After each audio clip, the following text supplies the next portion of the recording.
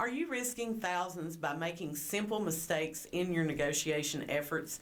Selling your home is more than just setting a price. It's about strategic movements that maximize your profit. So you have to stick around and watch the video to learn the top 5 negotiation pitfalls that sellers often make when they're selling their home and how you can avoid doing the same. Number 1 is sellers get too emotionally attached to the list price. Okay?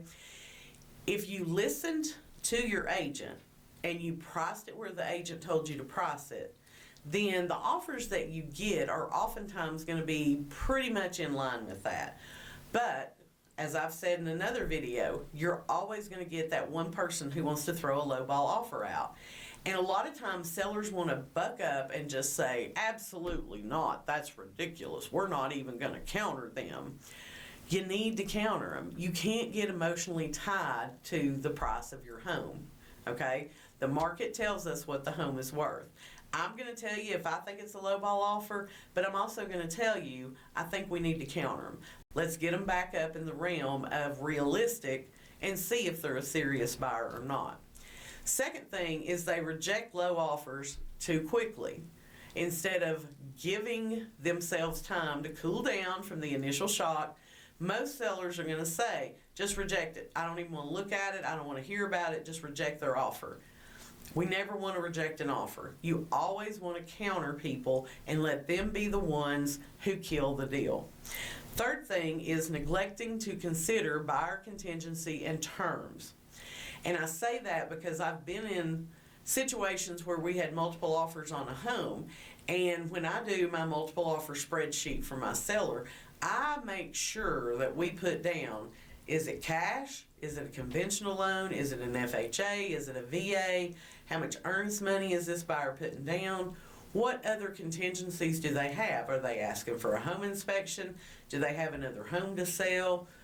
A lot of times sellers want to look at the highest dollar and think that's the one I want to go with. But we need to look at the overall terms of the deal, because ultimately you want to choose the offer that's going to get you to closing quickly and smoothly. So sometimes highest isn't always the best offer. Number 4 is going to be overlooking repair requests or concessions.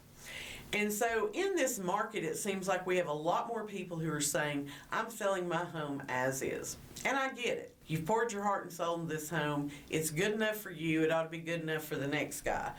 But the mistake is not even opening yourself up to some kind of repair request. A lot of times a home inspection, if you don't do one before you list, it could reveal some surprises for you.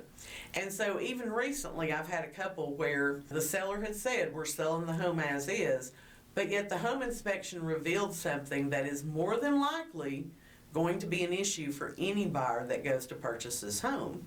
So I talked to the seller and I'm like, look, even if we don't do it for this buyer, you need to get it done to your house, because the next buyer is going to do a home inspection and it's going to show up on them too. When you look at it from that standpoint, you might as well go ahead and either make a concession for the repair or do the repair, because it's going to be something that anybody is going to want to get done.